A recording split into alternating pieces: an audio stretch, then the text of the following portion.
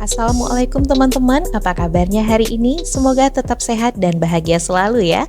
Selamat datang dan jumpa lagi dengan saya Fidrianingsi dalam program E&E Learning, rahasia belajar efektif dan efisien. Sebelum kita eksekusi pembahasan E&E Learning hari ini, jangan lupa untuk subscribe channel ini dan aktifkan lonceng notifikasinya ya. Satu subscribe dari teman-teman sangat berharga untuk perkembangan channel ini ke depannya. Baiklah, ini dia pembahasan E&E Learning hari ini.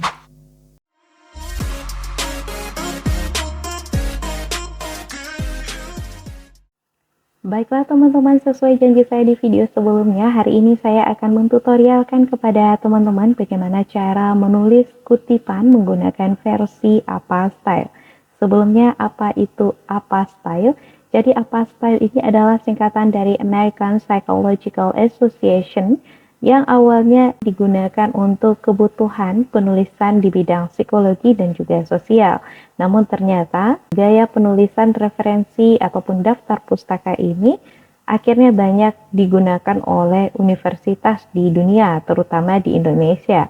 Dan untuk batasannya sendiri ternyata tidak terbatas penggunaannya pada bidang psikologi dan sosial saja.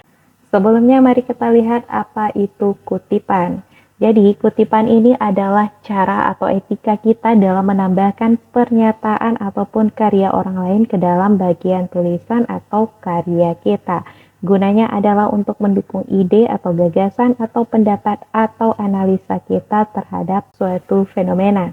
Adapun sumber kutipan ini, teman-teman bisa mengambilnya dari berbagai sumber, baik yang berbentuk teks maupun audio visual. Jadi bisa dari buku, bisa jadi dari radio, atau mungkin dari podcast, dari TV, dan sebagainya ya. Untuk medianya sendiri bisa media yang berbentuk hasil printan atau online.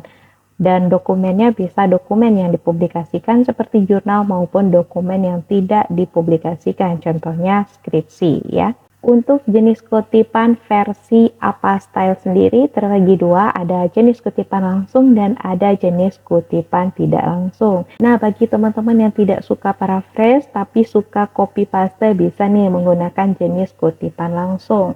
Karena dengan jenis kutipan langsung ini, teman-teman tinggal menulis ulang kalimat asli ke dalam tulisan teman-teman tanpa mengubah bagian apapun.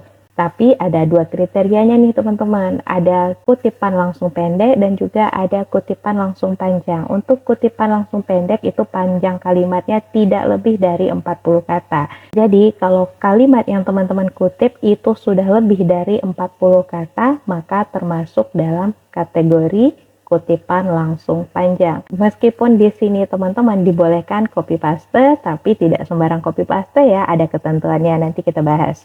Kemudian jenis kutipan tidak langsung. Jenis kutipan tidak langsung adalah merangkai ulang kalimat asli dengan bahasa kita sendiri atau melakukan paraphrase tanpa mengubah makna aslinya. Nah, kalau dosen biasanya akan lebih sering menyuruh kita menggunakan kutipan tidak langsung ini alias paraphrase. Kenapa? Karena saat ini untuk mengecek keaslian tulisan kita itu biasanya dosen atau institusi menggunakan tools untuk mengecek plagiarisme. Adapun salah satu tools yang terkenal dan banyak digunakan oleh universitas maupun institusi di dunia itu namanya Turnitin.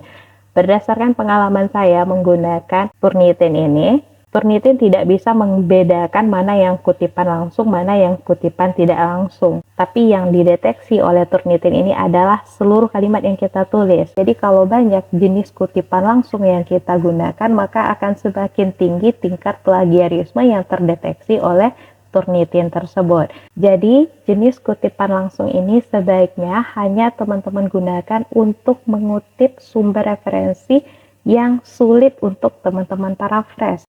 Sekarang mari kita lihat dulu kutipan langsung. Kita bahas dulu kutipan langsung pendek. Untuk menuliskan kutipan langsung pendek, itu langsung kita gabungkan ke dalam tulisan kita. Kemudian tulisan yang kita kutip tersebut ditulis dalam tanda petik. Sedangkan sumbernya ditulis di akhir kutipan di dalam tanda kurung. Nah, setelah penulisan sumbernya tutup dengan tanda titik. Adapun formatnya seperti ini ya. Tulis dulu kalimat sendiri, kemudian gunakan tanda petik untuk kalimat yang kita kutip dan tambahkan sumbernya di dalam tanda kurung. dan akhiri dengan tanda titik, kemudian tambahkan lagi dengan kalimat sendiri. Nah, contohnya seperti ini. Ini saya gunakan contoh yang masih berkaitan dengan cara penulisan paraphrase di video sebelumnya ya. Nah, contohnya kalimat kita sendirinya ya. Penutupan TikTok Shop oleh pemerintah bisa jadi bukanlah keputusan yang bijak. Ini adalah kalimat kita. Nah, untuk mendukung kalimat ini, kita membutuhkan pernyataan dari orang lain. Di sini saya menggunakan pernyataan dari Yohanes Gunawan Wibowo. Maka saya tuliskan, Yohanes Gunawan Wibowo menuturkan, langsung masuk tanda petik. Penutupan TikTok Shop telah memunculkan persaingan yang lebih intens di industri e-commerce dan meningkatkan penjualan di e-commerce Facebook Ads dan Instagram Ads. Tutup tanda petiknya, kemudian sumbernya ditulis di dalam tanda kurung seperti ini ya, yaitu nama penulis, kemudian koma, kemudian tahun sumber. Nah, kemudian tambahkan lagi dengan pernyataan kita. Pernyataan ini mengisyaratkan bahwa transaksi digital adalah sesuatu yang tidak bisa dihindari. Untuk itu, para pelaku bisnis sudah seharusnya belajar beradaptasi dengan gaya bisnis digital saat ini. Nah, jadi logikanya seperti ini, teman-teman punya sesuatu yang ingin teman-teman katakan. Kemudian setelah itu, pernyataan tersebut harus didukung dengan pendapat orang lain yang sifatnya kredibel. Oke? Setelah teman-teman tambahkan pendapat orang tersebut yang mendukung pendapat teman-teman, kunci dengan pernyataan teman-teman sendiri, oke? Adapun penulisan daftar pustaka kalau menggunakan apa style ini, itu dimulai dulu dengan nama penulis. Nama penulisnya kita balik ya, jadi nama belakang kita taruh di depan, nama di depan taruh di belakang. Contohnya Friska Yolanda, itu nama penulisnya, kemudian di dalam penulisan daftar pustaka kita balik jadi Yolanda, Friska atau Yolanda, F. Itu juga bisa, tambahkan tahunnya, tambahkan judul dari referensi tersebut, kemudian tambahkan sumbernya dan juga tahun aksesnya. Ini kalau kita mengambil sumber dari publikasi online. Nah, untuk penulisan daftar pustaka ini sebenarnya penjelasannya juga panjang banget. Nanti akan saya usahakan untuk membuat penulisan daftar pustaka dalam video berikutnya ya, teman-teman. Sekarang kita langsung lihat kutipan langsung panjang atau diistilahkan dengan block quote. Untuk penulisan kutipan langsung panjang itu harus dipisahkan dari kalimat kita sendiri. Di sini kita tidak menulis kutipan tersebut dalam tanda petik, jadi berbeda dari model sebelumnya ya teman-teman. Untuk font dan space-nya sendiri itu bisa kita sesuaikan dengan ketentuan tulisan atau karya tulis yang sedang kita kerjakan.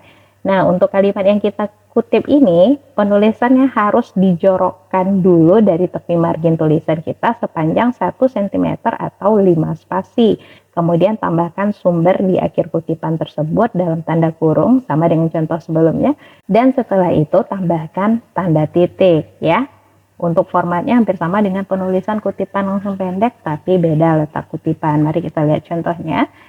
Nah, di sini contoh pernyataan saya yang bagian sini ya, mulai dari penutupan TikTok Shop sampai kata menuturkan ini. Ini pernyataan saya. Kemudian di sini jumlah kalimatnya ini panjang ya, sekitar 60-an kata. Nah, saya tulis menjorok ke dalam seperti ini, kemudian saya tutup dengan sumber referensinya seperti ini. Baru kemudian saya kunci lagi dengan pernyataan saya sendiri ya. Nah, jadi di sini mulai dari kata pernyataan ini sampai gaya bisnis digital saat ini adalah pernyataan saya atau kata pengunci gitu ya. Sekarang mari kita lihat kutipan tidak langsung. Nah, karena kutipan tidak langsung ini kita mengubah bahasa sumber ke dalam bahasa kita sendiri. Jadi di sini tidak ada batasan jumlah kalimat yang ingin kita kutip. Mau sepanjang apapun terserah. Teman-teman mau meringkas, mau bikin lebih panjang lagi itu terserah teman-teman ya. Penulisannya itu bisa teman-teman gabungkan langsung ke dalam tulisan teman-teman sendiri. Kemudian untuk menuliskan ini kita menggunakan teknik paraphrase, mengubah kalimat asli dengan bahasa kita sendiri. Nah, untuk sumbernya sendiri bisa kita tuliskan di awal kalimat ataupun di akhir kalimat di dalam tanda kurung. Setelah penulisan sumber, kalau letaknya di akhir tutup dengan tanda titik ya. Formatnya hampir sama dengan format penulisan kutipan langsung pendek tapi tidak menggunakan tanda petik. Mari kita lihat contohnya. Ini contoh yang pertama. Mulai dari kata penutupan TikTok Shop ini sampai keputusan yang bijak, ini kalimat saya sendiri. Kemudian kalimat pendukungnya di sini saya mengatakan Yohanes Gunawan Wibowo dalam Yolanda 2023 mengatakan bahwa. Jadi kita ada kata-kata penghubung yang kita gunakan di sini sebagai pengganti tanda petik, yaitu menerangkan bahwa, mengatakan bahwa, menyatakan bahwa. Ini teman-teman tinggal memodifikasi sesuai keinginan gitu ya. Cari padanan kata yang tepat menurut teman-teman. Nah, Yohanes Gunawan Wibowo ini kenapa saya tulis di sini di dalam Yolanda? Kenapa nggak langsung Yolanda, tahunnya ya? Karena Yohanes ini adalah seseorang yang disebutkan di dalam postingan Yolanda ini. Jadi Yolanda bikin tulisan, kemudian Yolanda ini juga menggunakan pendapat Yohanes di dalam tulisannya. Maka si Yohanes ini harus kita tulis. Kita dapat sumber atau pernyataan Yohanes ini dalam tulisannya Yolanda gitu. Akan berbeda kalau misalnya yang saya kutip ini pernyataannya Yolanda gitu. Kalau pernyataannya Yolanda saya bisa langsung tulis Yolanda mengatakan bahwa. Nah, di sini di bagian dalamnya saya tinggal langsung tulis tahunnya aja. Jadi dalam Yolanda ini kita hilangkan ya. Jadi kalau langsung pernyataan Yolanda yang saya tulis di sini, maka saya tulis Yolanda dalam kurung tahunnya mengatakan bahwa gitu. Kemudian seperti biasa kunci lagi dengan pernyataan kita sendiri. Nah, berbeda dengan contoh yang kedua. Ya, sama ini mulai dari kata penutupan hingga keputusan yang bijak ini, kalimat saya sendiri. Sedangkan kata Yohanes sampai penutupan TikTok Shop tersebut, nah ini adalah kalimat pendukung yang saya gunakan. Kalau kita taruh sumber referensinya di akhir, tidak perlu menggunakan kata dalam Yolanda lagi, tapi langsung tulis Yolanda, tahunnya. Kemudian kunci dengan pernyataan teman-teman. Nah, jadi itu dulu ya teman-teman sekilas mengenai cara menulis kutipan. Ini kalau kita kembangkan bakalan lebih panjang lebar lagi. Saya takutnya teman-teman nanti bosan. Oke, sebagai penutupannya, kutipan adalah sebuah etika dalam menggunakan hasil karya orang lain, di mana setiap jenis mode penulisan referensi atau daftar pustaka memiliki cara kutip yang berbeda, dan apa style ini cuma salah satu contohnya ya. Dalam apa style tersedia kutipan langsung dan tidak langsung, baik untuk penulisan kutipan pendek maupun penulisan kutipan panjang.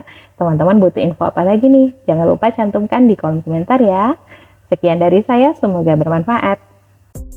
Baiklah teman-teman, terima kasih sudah menemani saya hingga akhir video ini.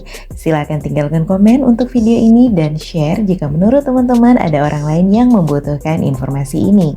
See you soon, Assalamualaikum.